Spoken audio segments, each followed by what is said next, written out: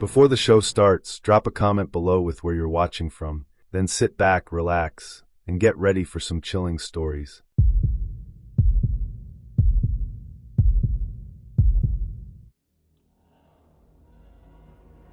I was about 5 hours into my solo drive when I realized I couldn't keep my eyes open any longer. It was past 11 p.m., the road ahead completely swallowed by darkness, and I hadn't seen another car in at least 20 minutes. I was heading back home after a conference 2 states away, and even though I'd planned to make the full drive overnight, exhaustion was hitting me like a brick wall. So when I saw a flickering neon sign that read Red Maple in vacancy, just off the highway, I didn't think twice. The place looked like any other roadside motel. Low building, maybe 12 rooms, 1 flickering porch light, and a small office with blinds half shut. I pulled in and parked right in front of the lobby. The air outside was thick and humid, heavy with the smell of wet pavement and something else I couldn't quite place. Maybe mildew or just the staleness of somewhere that hadn't been properly cleaned in years.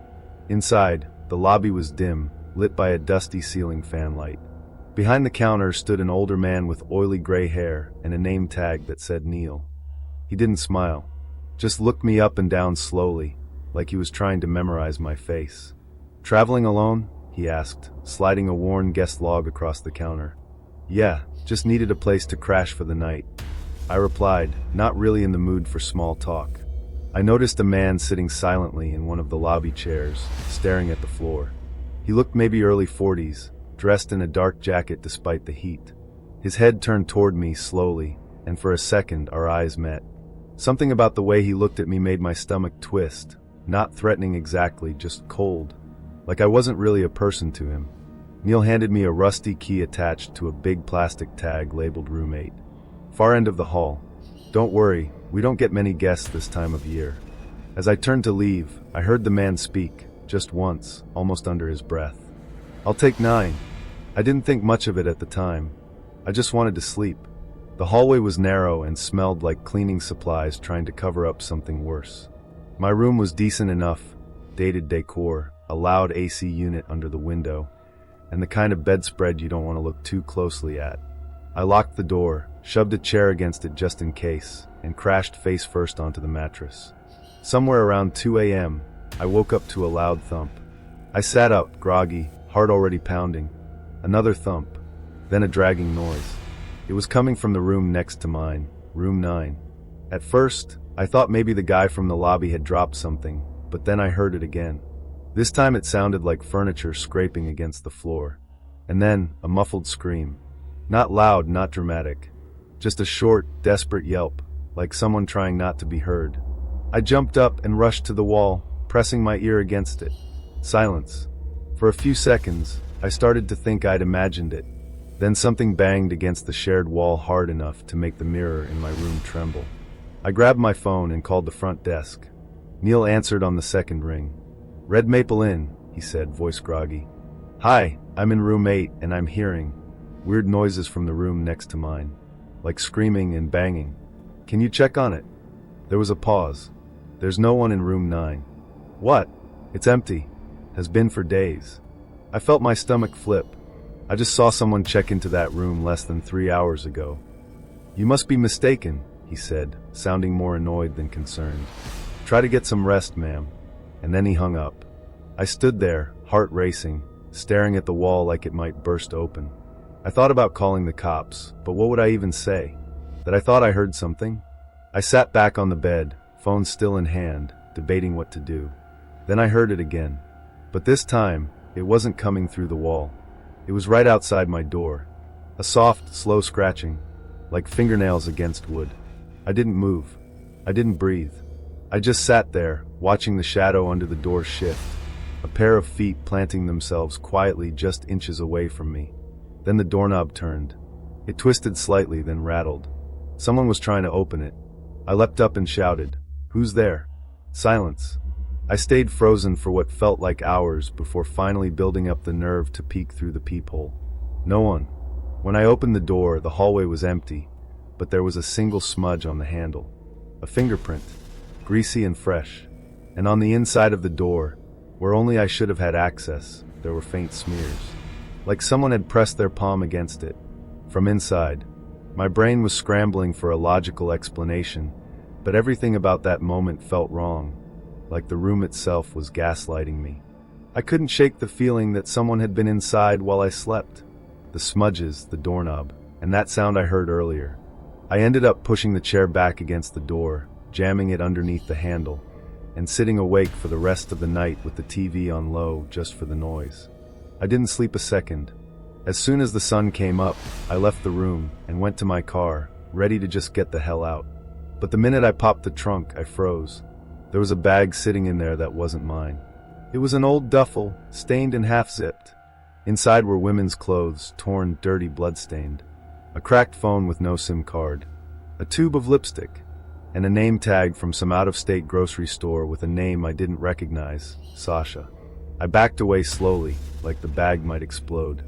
My first instinct was to go back inside and confront someone, ask what the fuck was going on. But something stopped me. A gut instinct.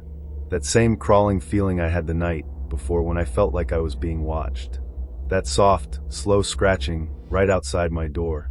Still, I walked into the lobby anyway, half in shock, half fueled by adrenaline. Neil wasn't at the desk. In fact, the whole lobby looked different. The chair where that man had been sitting last night was gone. Even the wall behind the desk, where I swear there were papers and a calendar, was bare. Like it had been stripped overnight. But the creepiest part? Behind the desk was a small corkboard with faded photos pinned to it. Some were printed out selfies, others looked like driver's license photos. Maybe a dozen of them. And in the middle of the board was me.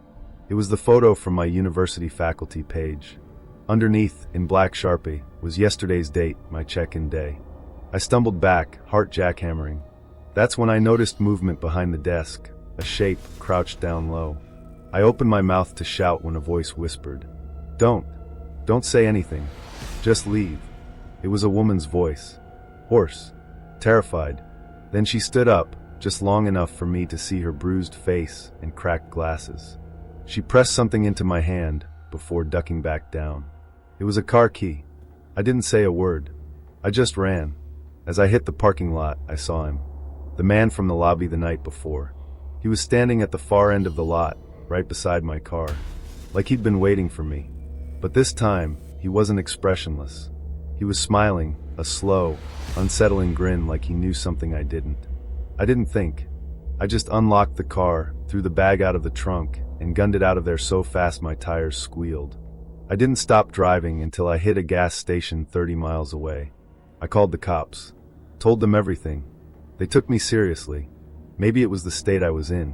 Maybe it was the evidence, the bag, the bruises on the woman, my photo on that board. A few hours later, they called me back. "You sure it was the Red Maple Inn?" "Yeah, right off I-87, about 10 miles north of Crawford." The cop on the other end of the line went silent for a moment. "Ma'am, there's nothing there. That motel's been shut down since 2015. It burned halfway down 6 years ago, and what's left is just a concrete slab." I didn't believe him. I drove back with an officer the next day, and he was right. It was just ruins. No rooms, no lobby, no desk, no photos, just the old neon sign, shattered and rusted, the words Red Maple in barely visible through the dirt. I don't know where I stayed that night, or who those people were. I don't even know if I was supposed to leave. But I know one thing for sure.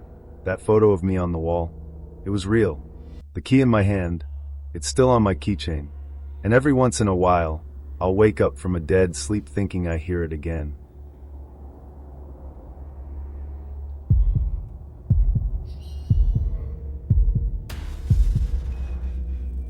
We were just looking for a cheap place to crash. That's all it was supposed to be. It was me, Kevin, and Mark, 3 guys driving cross-state for this weekend-long music festival out in some rural-ass town called Walden Creek. Indie rock, weird synth bands, camping tents, beer vendors, the whole vibe. But by the time we arrived Friday afternoon, literally every hotel, inn, and rental was booked solid. The closest thing we could find within 20 miles was this busted-up roadside motel called Shady Pines.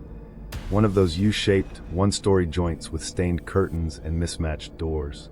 The kind of place that looks like it should have police tape across it. Mark laughed when we pulled in like, "Dude, we're gonna get murdered in our sleep." We all laughed. That's how horror stories start, right? Nobody ever thinks they're in one.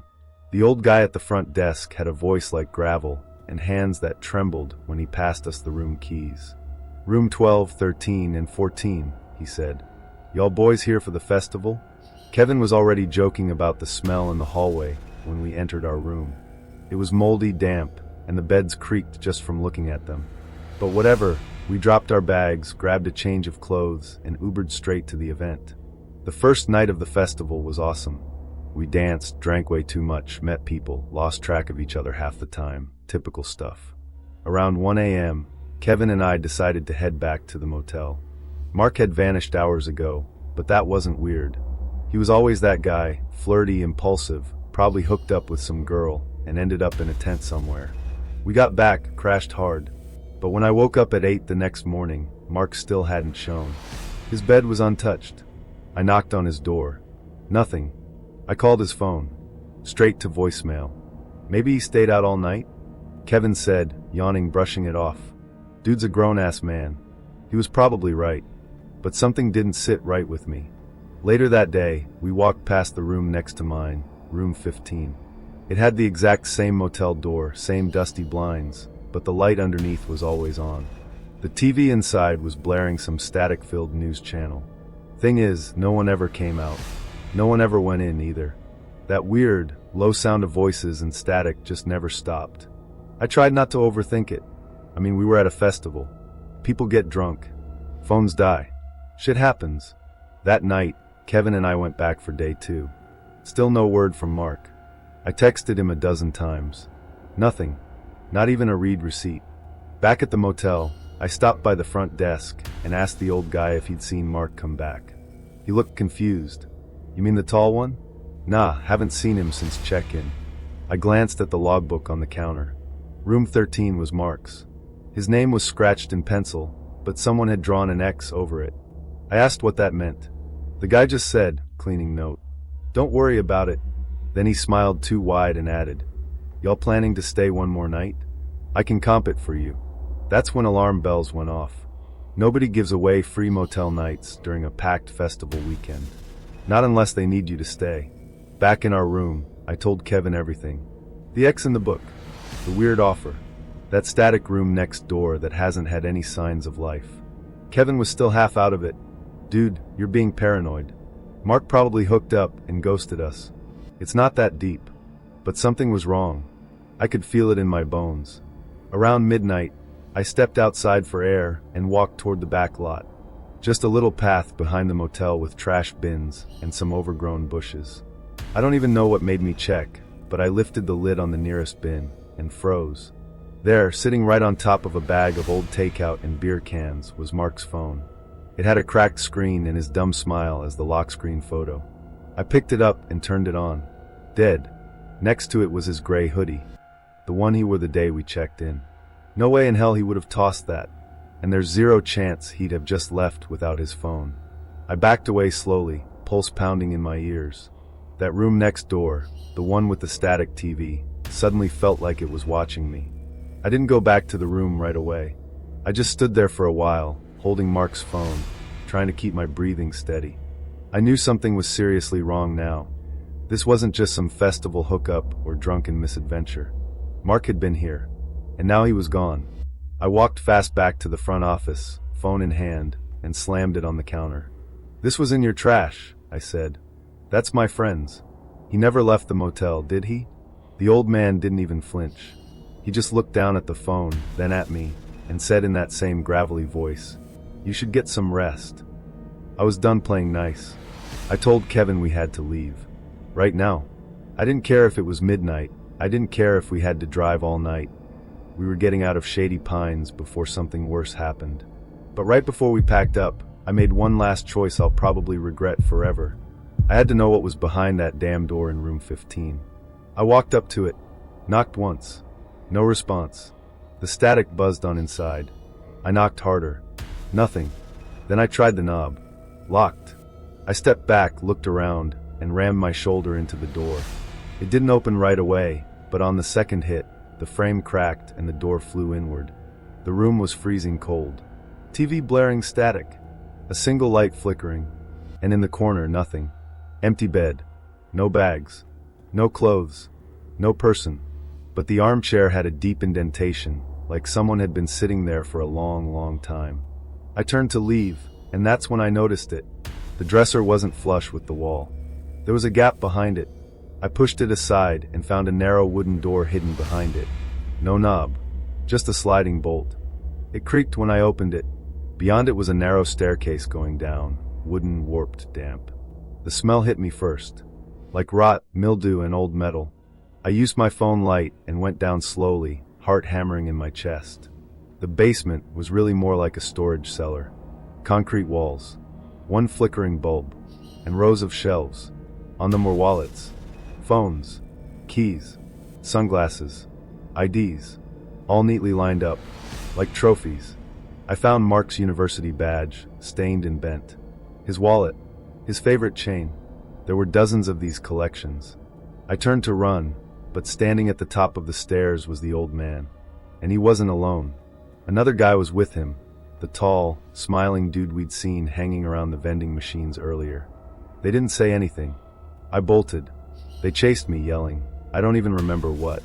I sprinted out the back door, through the bushes, into the woods behind the property. I had no flashlight, no shoes, just raw fear pushing me forward.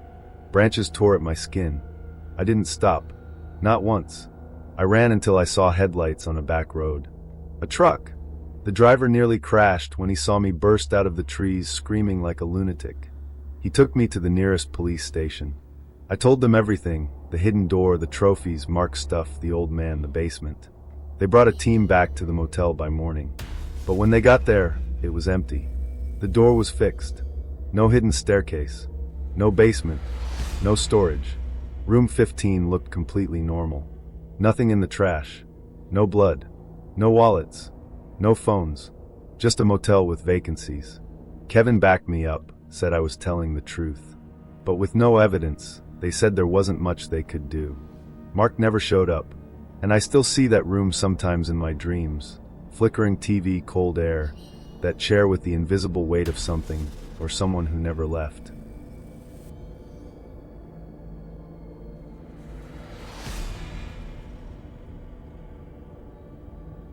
I wasn't supposed to stop. I'd planned to make it all the way home that night, no matter how late it got. But somewhere around mile marker 147, the van gave out. A loud pop under the hood, followed by the engine gasping like it couldn't breathe. It rolled to a stop on a pitch-black stretch of two-lane road, trees pressing in from both sides like they were listening. I didn't have a signal. After about 45 minutes of sitting there with my hazards blinking and praying some kind of bar would show up, I gave in and started walking. I found a small roadside motel a little over a mile away. It looked like it hadn't seen a renovation since the early 80s. Faded siding, sagging porch roof, flickering open sign. The kind of place that feels stuck between one moment and the next. There was no one at the front desk when I entered. Just a silver bell, a yellowed sign-in sheet, and a key already lying on the counter like it had been waiting for me. I called out. No answer. The key tag just said room 6. I told myself someone must have just stepped out back, that they'd be back soon to charge me. But I was exhausted, and the idea of a bed, any bed, was too tempting. So I took the key and headed down the creaky wooden walkway. The room smelled like dust and old paint. It had that damp, forgotten kind of silence, like it had been sealed shut for years. I threw my bag down, plugged in my phone, still no signal, and sat on the edge of the bed, just listening to the nothing. And that's when I heard it. A faint, scratching sound, like something moving inside the wall. Not rats, too slow, too deliberate. It came from just behind the headboard, a slow drag, pause, then another drag. Closer. I stood up, pressed my ear to the wall. Silence. I shook it off, told myself it was pipes or a tree branch brushing the siding. But then it happened again an hour later, louder this time, followed by what sounded like a breath. I turned on my recording gear, a compact field recorder I use for live events. Super sensitive, picks up everything. I set it by the wall and hit record. 15 minutes later, I played it back. Nothing but static. Then, right at the end, a single word, buried deep under the noise, like it had been whispered inches from the mic. Steven. I stared at the recorder, heart pounding. That wasn't possible. I hadn't said a word. And even if I had, that wasn't my voice. I checked the mic, ran another test. This time, the recording came back fine. Just me breathing. No interference. No voices. No whisper. I tried to sleep after that. I really did. But every time I closed my eyes, the silence was replaced with something else. More movement. Faint knocks from under the floor. A high-pitched whining from inside the light fixture. The bed frame creaked like someone was slowly shifting their weight on the other side. I sat up in the dark, paralyzed, listening. Then the worst one yet, a long, wet dragging sound, like something heavy being pulled across linoleum. It started in the hallway, right outside my door, and stopped. Just stopped. I held my breath, and then something knocked. Not on the door, on the window behind me. I didn't turn around at first. I couldn't. My entire body locked up, frozen in place. It wasn't just a knock, it was soft, methodical. 2 short taps, then a pause. Then one longer, slower knock. Like a code. I finally stood and turned toward the window. The curtain was thin, and I could see a faint silhouette through the fabric. Not a full figure, just the shape of something tall, unmoving. No breathing. No shifting weight. Just there. I stayed absolutely still for what felt like minutes. Then, without a sound, the shadow vanished. Gone. I rushed to the window and pulled the curtain back, half expecting someone to be staring at me. But the lot outside was empty. No cars. No trees close enough to cast a shadow like that. Just gravel and silence. Like no one had been there at all. Back inside, my recorder was blinking red. It had stopped on its own. I checked the file. Nothing but a deep, throbbing hum, almost like feedback, but with a strange rhythm to it. Like it was breathing. I wanted out. I didn't care about the car anymore. I threw everything into my bag and tried to leave. The door wouldn't open. The knob turned, but the deadbolt was stuck. Like something had jammed it from the outside. I rattled it, kicked it, nothing. Then I looked at the clock by the bed. 3:17 a.m. That's what it had said when I arrived. I hadn't paid attention. But now it still read 3:17. I pulled out my phone, 3:17.